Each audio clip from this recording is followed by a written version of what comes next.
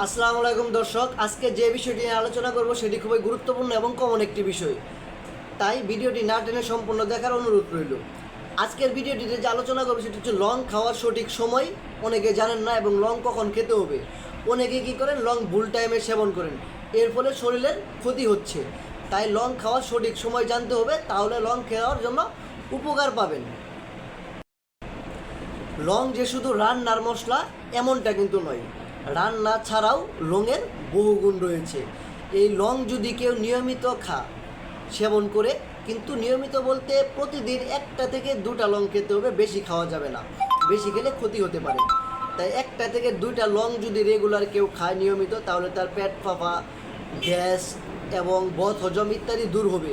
এবং কেউ যদি নিয়মিত খাবারের পর 1টা করে লং তাহলে তার হজম শক্তি ভালো হবে এবং হজম ক্রিয়া উন্নত হবে। এছাড়াও শরীরে যে খারাপ টক্সিনগুলো রয়েছে এগুলো বের করতে সক্ষম হবে।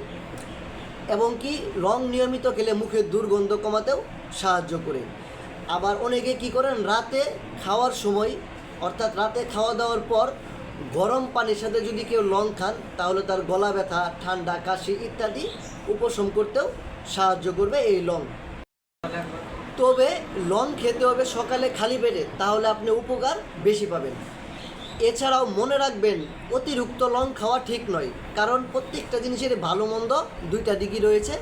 তাই দিনে 1টা বা 2টা লং খাওয়ার চেষ্টা করবেন, এতেই ভালো।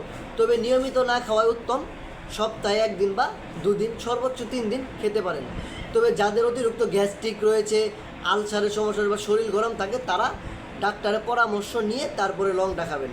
যদি এটি প্রাকৃতিক জিনিস হলেও নিয়মের বাইরে খাওয়া যাবে না, সঠিক নিয়মে সঠিক সময়ে খেতে হবে। যদি সঠিক নিয়মে সঠিক সময়ে না খান, তাহলে উপকারের চেয়ে ক্ষতি বেশি হবে, এটা আপনার মাথায় রাখতে হবে। এছাড়াও কেউ যদি রাতে 3-4টে লং 1 গ্লাস পানিতে ভিজিয়ে রাখে এবং ওই ভিজানো পানি সকালে খালি পেটে এবং সাথে একটু লেবু চিপে দিয়ে যদি কেউ খেতে পারে, তাহলে তার পেটের কৃমি পর্যন্ত ভালো হয়ে যেতে পারে। তাই লং খাওয়ার আগে অবশ্যই সতর্ক থাকতে হবে এবং সঠিক সময়ে খেতে হবে। আশা করব আমার ভিডিওটি যদি আপনাদের ভালো লাগে, তাহলে অবশ্যই লাইক, কমেন্ট, শেয়ার করবেন এবং অন্যকে দেখার সুযোগ করে দিবেন। আর আমার ইউটিউব চ্যানেলটি নতুন, তাই সকলে সাবস্ক্রাইব করবেন। নিত্য নতুন স্বাস্থ্য বিষয়ক পরামর্শ এবং ভালো ভালো স্বাস্থ্য টিপস পেতে এবং চিকিৎসা বিষয়ক কোনো পরামর্শ পেতে হলে অবশ্যই আমার চ্যানেলটি সাবস্ক্রাইব করে রাখবেন, তাহলে আমি ভিডিও ছাড়ার সাথে সাথে আপনার কাছে নোটিফিকেশন চলে যাবে এবং ভিডিও দেখতে পারবেন। আর কারো যদি কোনো বিষয়ে পরামর্শ প্রয়োজন হয় বা কোনো বিষয়ে ভিডিওর প্রয়োজন হয়, তাহলে আমাকে কমেন্টে জানাবেন, আমি সেই বিষয়ে ভিডিও দেওয়ার চেষ্টা করব। সেই পর্যন্ত সুস্থ থাকবেন, ভালো থাকবেন। ধন্যবাদ।